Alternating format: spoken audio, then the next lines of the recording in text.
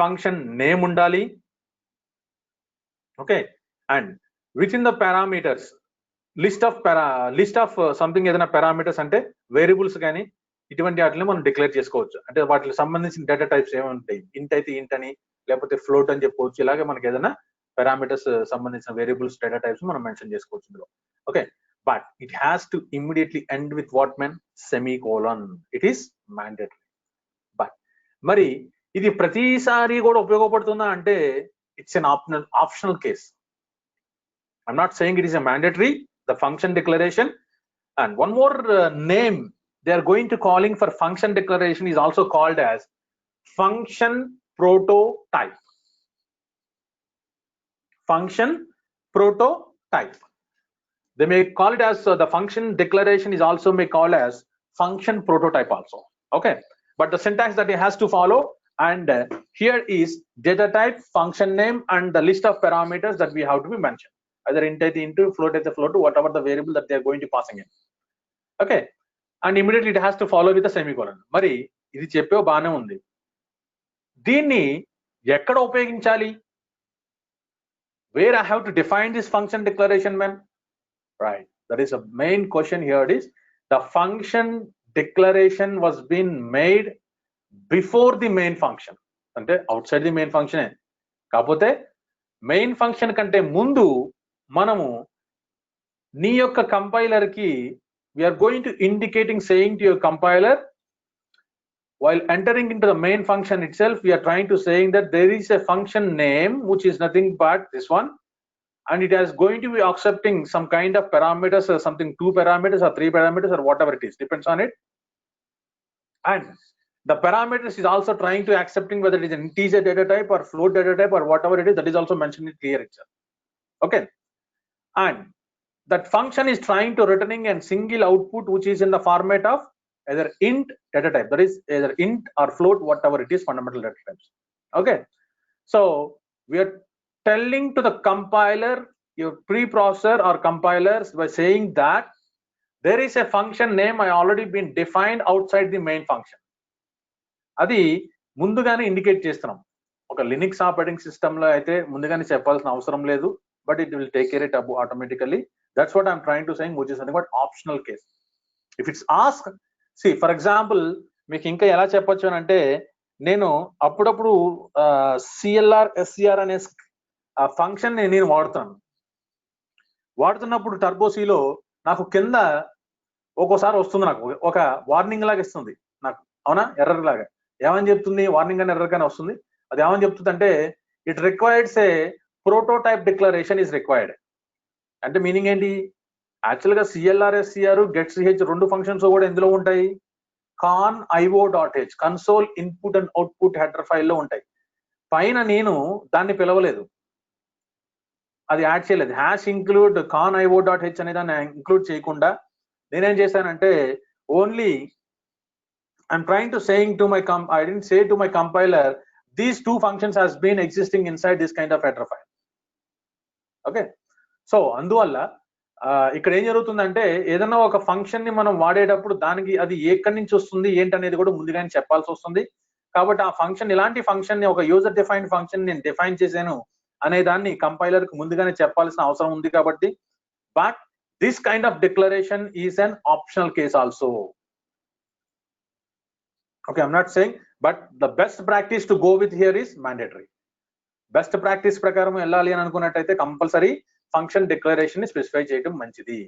Right, then మరి second rule ఏంటంటే function ని డిఫైన్ చేయాలి. మరి ఒక ఫంక్షన్ ని డిఫైన్ చేయాలి అని అంటే what are the things that we have to go with man? First one, function header ఉండాలి. రెండోది ఫంక్షన్ డెఫినేషన్. అంటే ఫంక్షన్ డెఫినేషన్ లోనే మనకి ఏమొస్తుంది? ఫంక్షన్ హెడర్, ఫంక్షన్ బాడీ, అలాగే దీంట్లోనే రిటర్న్ అనేది కూడా ఉంటుంది మనకి. ఓకే, మరి ఇవి ఏంటనేది చెక్ చేద్దాం ఒకసారి. Right, first one function definition. అసలు ఫంక్షన్ డెఫినేషన్ అనేది ఎలా జరుగుతుంది అంటే ఫస్ట్ వన్ ఫంక్షన్ హెడర్ అనేది కంపల్సరీ ఉండాలి. ఇది ఇక్కడ చూడండి ఒకసారి ఈ ఎగ్జాంపుల్.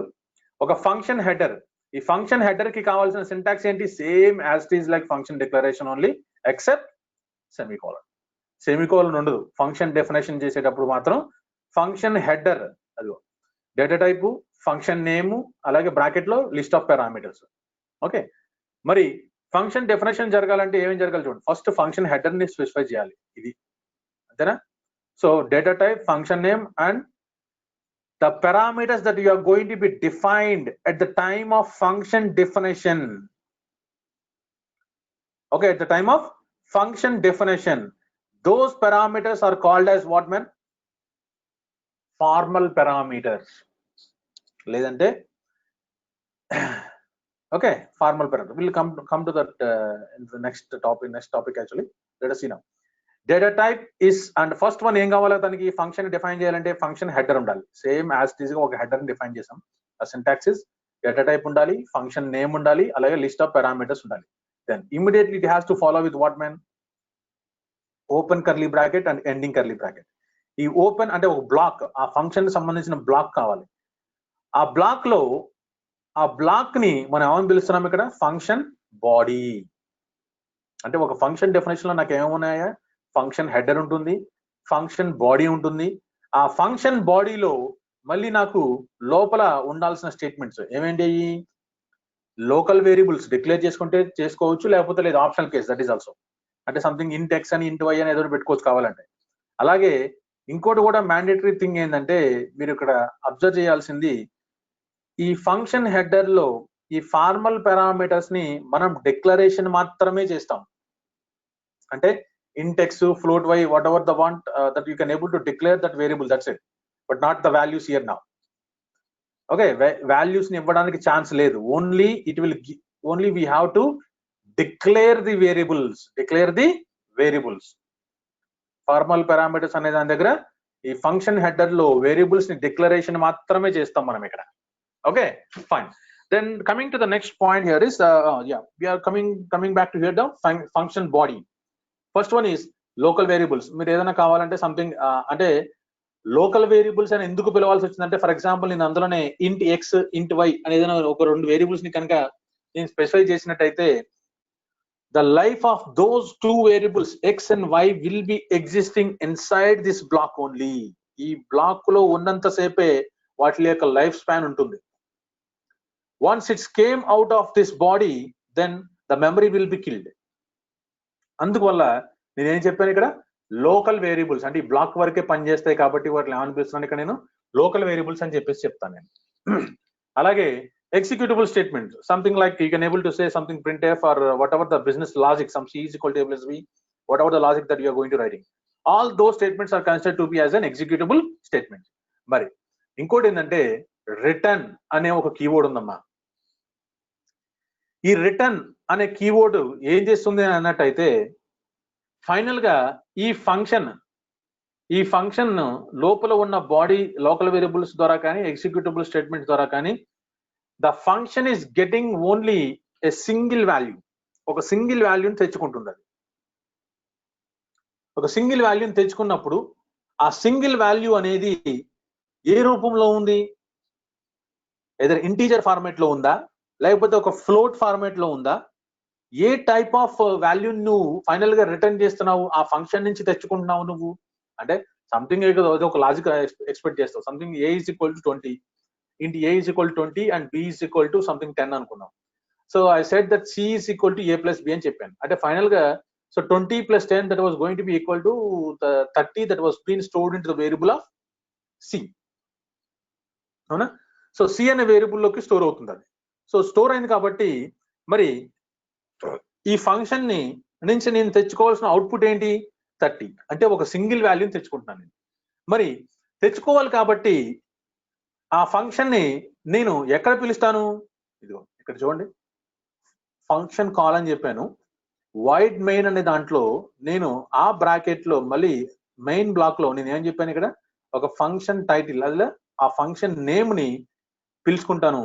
కానీ దీంట్లోకి నీకు కావాల్సిన వాల్యూస్ ని పాస్ చేసుకోవచ్చు, పాస్ చేసుకోకపోవచ్చు. That may depends on you. Okay, function name ని పిలిచినప్పుడు దాంట్లోకి ఏదైనా వాల్యూస్ ని పాస్ చేసుకొని నేను పిలిచినట్టయితే ఈ టోటల్ ఫంక్షన్ ఎక్కడైతే పిలిచానో ఇదంతా కూడా దీన్ని ఏమని పిలుస్తాం అంటే ఫంక్షన్ కాల్ అంటాము. దీని ద్వారా ఒక సింగిల్ వాల్యూని తెచ్చుకుంటాం. అంటే ఇక్కడ ఏం చేసావు, ఫంక్షన్ డిఫైన్ చేసే టైంలో ఆ సి వాల్యూ ఏదైతే ఉందో దానికి రిటర్న్ సి అని చెప్పి immediately it has to follow with the semicolon. ఆ సెమీకోలన్ మెన్షన్ చేసావు. ఓకే, సో లోకల్ వేరియబుల్స్ ఏం పెట్టాము ఇక్కడ, ఇంట్ ఏ కమా ఇంట్ బి. ఓకే, అంటే a is equal to 10, b is equal to 20 అనుకుందాం పని. ఓకే, అనుకున్న తర్వాత ఎగ్జిక్యూటివ్ స్టేట్మెంట్స్ లో నేనేం చెప్పానంటే C is equal to A plus B అని చెప్పిన. సో ఫైనల్ గా వచ్చి వాల్యూ వచ్చేసి ఎందులో స్టోర్ అవుతుంది, సి అనే వేరియబుల్ లో. So I said that return C. మరి సి అనేది ఇంటీజర్ అయినా కాదా, అవునా? సో ఇంటీజర్ కాబట్టి ఈ రిటర్న్ అనే కీవర్డ్ కనుక నువ్వు వాడినట్టయితే రిటర్న్ స్పేస్ సి అని చెప్పేసి immediately you can give semicolon. మరి ఎప్పుడైతే రిటర్న్ అనే కీవర్డ్ ని వాడేవో compulsory we have to prefix what kind of data type you are going to be expecting the single output. ఆ వచ్చే అవుట్పుట్ ఏ డేటా టైప్ లో ఉంటుంది అనేది మనం ముందుగానే చెప్పాల్సి వస్తుంది. అది ఇంటా, ఫ్లోటా, లేకపోతే క్యారెక్టరా ఏంటనేది ముందుగానే మనం ఇక్కడ చెప్పాల్సి వస్తుంది మనకి. ఓకే, సో బట్ ఈ రిటర్న్ అనేది ఆప్షనల్ స్టేట్మెంట్, అన్నట్టుగా ఉపయోగించుకోవాలని రూల్ ఏం లేదు. If there is a need then we can able to go for it. Okay, మరి ఈ ఫంక్షన్ ఎలా కాల్ చేసుకుంటాం అర్థమైంది కదా. సో ఫంక్షన్ కాల్ అనేది మనం ఇక్కడ నుంచి మెయిన్ ఫంక్షన్ లో నుంచి మనం ఏం చేస్తున్నామంటే ఈ ఫంక్షన్ నేమ్ ఏదైతే ఇచ్చామో సమ్ ఏబిసి అనేది కానీ వాట్ ఎవర్ ఇట్ ఇస్, ఆ ఫంక్షన్ ని నేను కాల్ చేసుకుంటాను. సో కాల్ చేసుకునేటప్పుడు ఏం జరుగుతుందో చూద్దాం. So this is what the final the elements of UDFs. Okay, so function declaration, function definition, దాంట్లో మళ్ళీ ఫంక్షన్ కాల్. సో ఇక్కడ ఈ ఫంక్షన్ కాల్ అనేది ఉంది, మొత్తం 3 ఉన్నాయి. సో ఈ 3 వాటిల్లో ఫస్ట్ వన్ ఫంక్షన్ డిక్లరేషన్ అనే దానికి మొత్తం సింటాక్స్ ఇది వస్తుంది. Okay, then and function definition అనే దాంట్లోకి ఫంక్షన్ హెడర్ కంపల్సరీ ఉండాలి అంటే ఇది. అలాగే దానికి సంబంధించిన ఫంక్షన్ బాడీ కంపల్సరీ ఉండాలి. అండ్ మూడోది దాంట్లోకి ఏదైనా రిటర్న్ వాల్యూస్ మనం పాస్ చేసుకోవచ్చు ఈ ఫంక్షన్ బాడీలోనే, లోకల్ వేరియబుల్స్ కానీ, ఎగ్జిక్యూటబుల్ స్టేట్మెంట్స్ కానీ, రిటర్న్ వాల్యూస్ కానీ, ఓకే, రిటర్న్ స్టేట్మెంట్స్ కానీ వాడుకోవచ్చు. అండ్ మూడోది ఏంటంటే ఫంక్షన్ ని కాల్ చేసుకోవడం. ఆ ఫంక్షన్ ని కాల్ చేసుకున్నప్పుడు ఏం జరుగుతుందో చెక్ చేద్దాం మనం. అంటే ఈ ఫంక్షన్ ని కాల్ చేసే టైంలో ఈ యాక్చువల్ పారామీటర్స్ అనే దాని దగ్గర 20, 10 అనే వాల్యూస్ కనుక నేను ఇచ్చినట్టయితే ఆ ఈ ఫంక్షన్ నేమ్ ఎక్కడైతే మ్యాచ్ అవుతుందో outside the main, it will start searching that particular function name. అంటే ఇక్కడ డిఫైన్ చేశాను ఈ యాక్చువల్ వాల్యూస్ ఏదైతే పాస్ చేసానో అవి కాస్త ఎందులో కాపీ అవుతున్నాయి, ఏ వేరియబుల్స్ లో కాపీ అవుతాయి, ఫార్మల్ పారామీటర్స్ వేరియబుల్స్ లోకి కాపీ అవుతాయి. Then according to that the function body will be executed, and whenever you said it is a return, then it will invoke back to the main function. Main function invoke చేసుకుంటుంది. Invoke చేసుకుని ఎక్కడైతే ఆ function పిలిచామో అక్కడికి వెళ్ళిన తర్వాత దాని place లో ఎంతైతే వాల్యూ ప్లేస్ చేయాలనుకుంటున్నావో ఆ సింగిల్ వాల్యూని ఇక్కడ ప్లేస్ చేస్తాము. అంటే let us see how the example will be.